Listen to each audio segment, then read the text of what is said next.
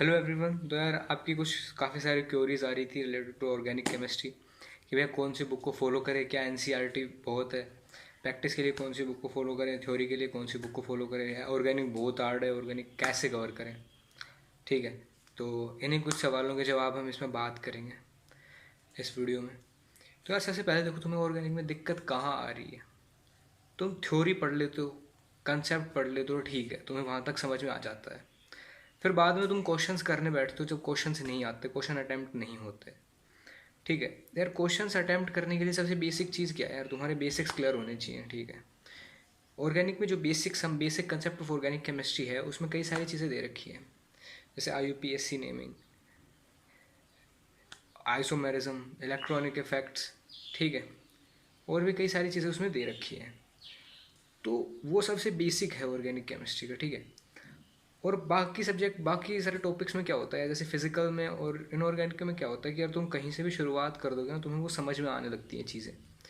But organic में क्या होता है कि यार तुम्हें पहले शुरुआत से शुरू करना पड़ेगा सब कुछ। ठीक है, तुम्हें अगर ऑर्गेनिक पढ़नी है तो तुम्हें सम बेसिक कंसेप्ट पढ़ने पड़ेंगे, इलेक्ट्रॉनिक इफेक्ट्स पढ़ने पड़ेंगे, तब जाके तुम एसिडिटी बेसिसिटी के क्वेश्चंस कर पाओगे। ठीक है, तुम्हें एरोमेटिसिटी पढ़नी पड़ेगी, तब जाके तुम स्टेबिलिटी कर पाओगे, तुम्हें रेजोनेंस पढ़नी पड़ेगी, हाइपर कंजुगेशन पढ़नी पड़ेगी, तब जाके तुम स्टेबिलिटी के क्वेश्चन कर पाओगे। ठीक है, तो चीज़ों को समझो तुम। अब तुम अल्काइल हैलाइड की रिएक्शन रटने लग रहे हो। ठीक है, तो उससे क्या फ़ायदा है, रटने से कुछ नहीं होगा। उसके मैकेनिज्म समझो कि भाई कितने टाइप के रिएक्शंस होती है, न्यूक्लियोफिलिक रिएक्शंस होती हैं, कितने टाइप की होती हैं, SN1 होती है, SN2 होती है, इनका मैकेनिज्म क्या होता है, ये कैसे कहाँ कहाँ काम आती हैं। ठीक है, अब एक चीज़ को लेकर किसी चीज़ को फोकस करोगे ना, एक पॉइंट को लेकर कई सारी चीज़ एक्सप्लेन करने की कोशिश करो। ठीक है, तुम कोई भी टॉपिक पढ़ रहे हो, उसमें जितने भी टॉपिक्स आ रहे हैं, जैसे इंडक्टिव इफेक्ट आ रहा है, रेजोनेंस आ रहा है, तो तुम खुद से ये पूछो कि यार ये क्या टॉपिक तुझे आते हैं, तो पहले इन टॉपिक्स को तो क्लियर कर, बाकी की चीज़ें बाद में पढ़ना। ठीक है, टेस्ट में यार ऑर्गेनिक रटने से नहीं आने वाली। ठीक है, ऑर्गेनिक का तुम्हें मैकेनिज्म पता होना चाहिए रिएक्शंस का, तब जाके तुम्हें रिएक्शंस आती हैं। देखो यार, एक चीज़ सुनी होगी तुमने कि भाई हम कोई भी चीज़ याद करते हैं, ठीक है, उसको हम अच्छे से याद करते हैं, उसको लिख कर देखते हैं, ठीक है, उतना ठीक है। लेकिन एक चीज़ होती है, हम अगर वही चीज़ खुद याद करके किसी और को सिखा देना, ठीक है, तो वो चीज़ बहुत अच्छे से हमें आ जाती है। ठीक है, तुमने कोई भी चीज़ याद करी, जैसे तुमने रेजोनेंस पढ़ा, ठीक है, रेजोनेंस के जितने भी रूल्स हैं तुमने खुद याद करे, तुमने खुद उसकी प्रैक्टिस करी, फिर तुम किसी दूसरे को सिखा रहे हो, वो क्वेश्चन तुमसे पूछेगा, क्योंकि वो तो फ्री माइंडेड होता है ना। कोई भी किसी को तुम सिखा रहे हो तो फ्री माइंडेड होता है, उसके दिमाग में जितने भी क्वेश्चन आएंगे, ठीक है, वो सारे पूछेगा कि भैया स्ट्रक्चर क्या होती है, प्लेनर क्या होता है, sp2 हाइब्रिडाइजेशन क्या होती है। ठीक है, ये सारी चीज़ें पूछेगा उसे। तो क्या होगा कि तुम उसके सारे क्वेश्चन के जवाब जवाब भी देने पड़ेंगे। ठीक है, अगर तुम उसके साथ इंटरेक्ट करते हो, तुम्हारे कई सारे कंसेप्ट क्लियर होते हैं। ठीक है, सिखाने का किसी को ये फ़ायदा है। अब एक चीज़ देखो, तुम किसी को सिखा तो नहीं सकते, तुम तो बोलोगे भाई मेरा तो एक 6 साल का, सॉरी, फिफ्थ सिक्स क्लास में पढ़ रहा है मेरा भाई, उसको मैं कैसे सिखा सकता हूँ, या फिर मेरे घर में कोई सिखाने लायक है ही नहीं, फिर मैं किसको सिखाऊँ। तो देखो यार, खुद को सिखाओ उस चीज़ को। ठीक है, तुम खुद स्टूडेंट बनो और खुद ही टीचर बनो। खुद के किसी भी कंसेप्ट को पढ़ते हो, टीचर और स्टूडेंट क्या, तुम किसी भी चीज़ को पढ़ते हो, कोई टॉपिक पढ़ते हो, उसमें इंडक्टिव इफेक्ट आ रहा है, ठीक है, उसमें रेजोनेंस आ रही है, तो तुम खुद से ये पूछो कि भाई इंडक्टिव इफेक्ट क्या होता है, इंडक्टिव इफेक्ट से हम क्या क्या चीज़ें एक्सप्लेन कर सकते हैं। ठीक है, रेजोनेंस आ रहा है, रेजोनेंस में क्या क्या रूल्स होते हैं, किस तरीके से रेजोनेटिंग स्ट्रक्चर्स बनती हैं, और रेजोनेटिंग स्ट्रक्चर क्यों बनाई जाती है, स्टेबिलिटी भी किस तरीके से इफेक्ट करती है। ठीक है, कोई भी टॉपिक पढ़ रहे हो, उसमें जितने भी बेसिक चीज़ें हैं तुम उनको करो ना, सारी चीज़ों पे ध्यान देने की ज़रूरत नहीं है। मेन चीज़ उस पर फोकस करो जिसके अराउंड सारी चीज़ें रिवॉल्व हो रही है। ऑर्गेनिक केमिस्ट्री यार एक ऐसी चीज़ है जिसमें तुम्हें रिलेट करने की पावर होनी चाहिए तुम्हारे अंदर, हर एक चीज़ को रिलेट करो, हर एक चीज़ को रिलेट करो। ठीक है, हर एक चीज़ एक दूसरे से इंटर रिलेटेड है।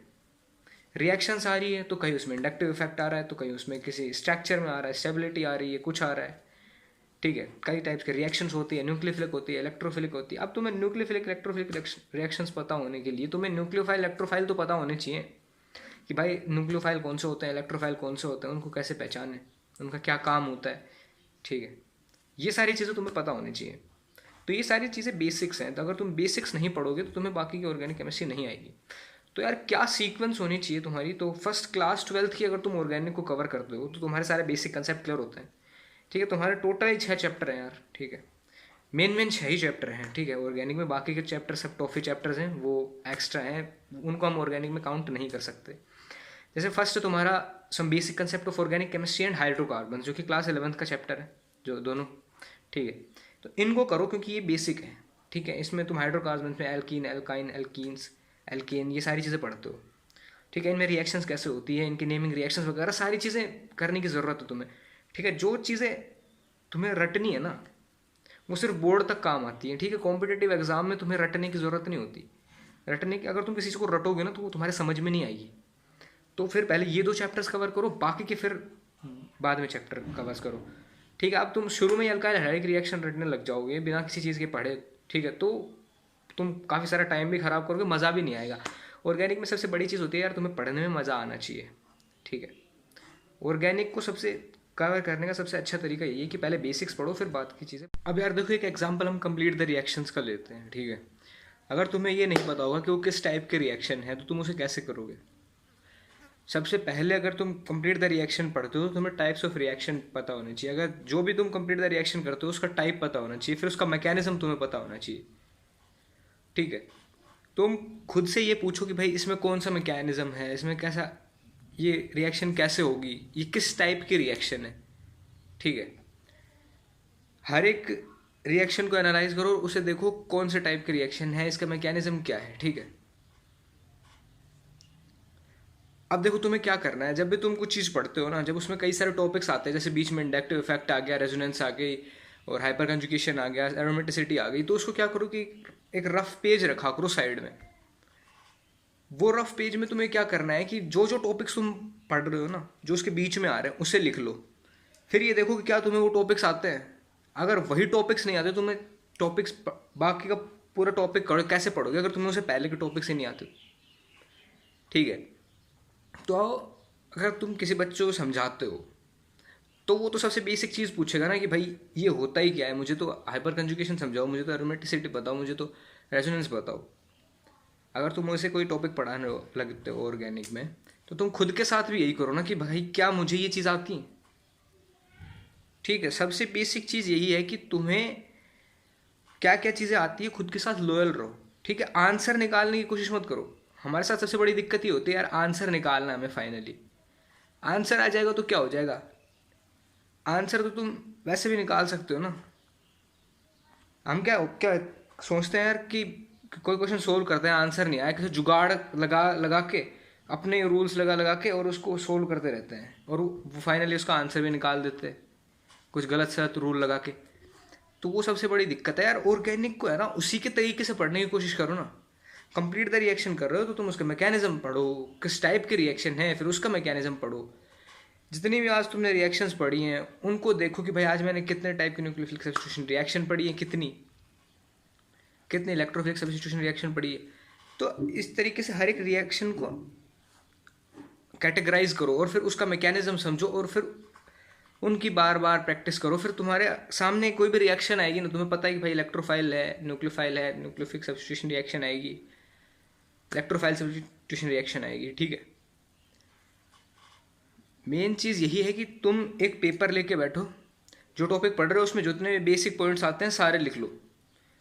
फिर देखो ऑर्गेनिक में क्या क्या होता है यार, सारी चीज़ें इंटर रिलेटेड होती हैं, ठीक है। तो तुम्हें सारी चीज़ें आनी चाहिए किसी टॉपिक्स को पढ़ रहे हो तुम, तो तुम्हें जो भी टॉपिक उसके अंदर आए ना उसे एक लिख लो पेज पे, और फिर उसको देखो कि हाँ भाई ये मुझे आता है कि नहीं आता, ठीक है। और हम अगर आइजर एप्टीट्यूड टेस्ट के पॉइंट ऑफ व्यू से देखें तो यार इसमें काफ़ी सारी वेटेज है इसकी, ठीक है। 35 से 40% ऑर्गेनिक की वेटेज होती है, और केवल इसके 6 चैप्टर्स से इतनी वेटेज है इसकी, ठीक है। बाकी बायोमोलिकुलर पॉलीमर्स और इनको तो छोड़ दो, मतलब कि सबसे ज़्यादा इम्पोर्टेंट पार्ट है ऑर्गेनिक, तो इसे तुम छोड़ नहीं सकते, इसे करना है, ज़रूर करना है। और जैसे मैंने तुम्हें बताया कि स्टूडेंट और टीचर वाला जो वे बताया ना, खुद से क्वेश्चन पूछो कि भाई क्या मुझे ये आ रहा है, खुद से लॉयल रहो। मुझे ये नहीं आता तो भाई ये समझो, रटने से कुछ नहीं होगा, सारी चीज़ें समझने की है ऑर्गेनिक में। रटोगे तो कितनी सारी रिएक्शंस हैं, और बहुत सारी रिएक्शंस है कि सारी रिएक्शन थोड़ी रटी जाती हैं। हाँ, कुछ 15 से 20 रिएक्शन रट लो बस, इससे ज़्यादा थोड़ी ना रटा जाता है, इससे ज़्यादा नहीं रटा जाएगा। तो खुद से लॉयल रहो कि क्या चीज़ तुम्हें आती है, क्या चीज़ तुम्हें नहीं आती है, और जो बेसिक चीज़ें हैं उन्हें बार बार रिवाइज करो। जो चीज़ इंटर रिलेटेड है उसको इंटर रिलेट करो। ठीक है भाई, इंडक्टिव इफेक्ट से मैं क्या क्या चीज़ एक्सप्लेन कर सकता हूँ, इस चीज़ से मैं क्या चीज़ एक्सप्लेन कर सकता हूँ। ठीक है, सो ये काफ़ी ज़्यादा इंपॉर्टेंट पॉइंट है यार, इसको छोड़ना मत, क्योंकि अगर इसको छोड़ दोगे तुम बायो पहले छोड़े बैठे हो, मैथ पहले छोड़े बैठे हो। ठीक है, तो ये करना बहुत ही ज़्यादा ज़रूरी है। Okay that's it guys. अगर तुम्हें वीडियो पसंद आई हो तो यार लाइक करो। अगर तुम्हारी कोई भी दिक्कत है ना तो मुझे इंस्टाग्राम पे फॉलो करो, तुम मैसेज करो, मैं तुम्हारा हो सकता है रिप्लाई करूँगा। बट यार तुम ऐसा मत करना कि भैया मुझे ये प्रॉब्लम आ रही है, मतलब ये क्वेश्चन है ये सोल्व कर दो। यार इतना टाइम नहीं है मेरे पास, ठीक है, कि मैं क्वेश्चन सोल्व करने बैठूँ तुम्हारे। Okay, so that's it, have a good day.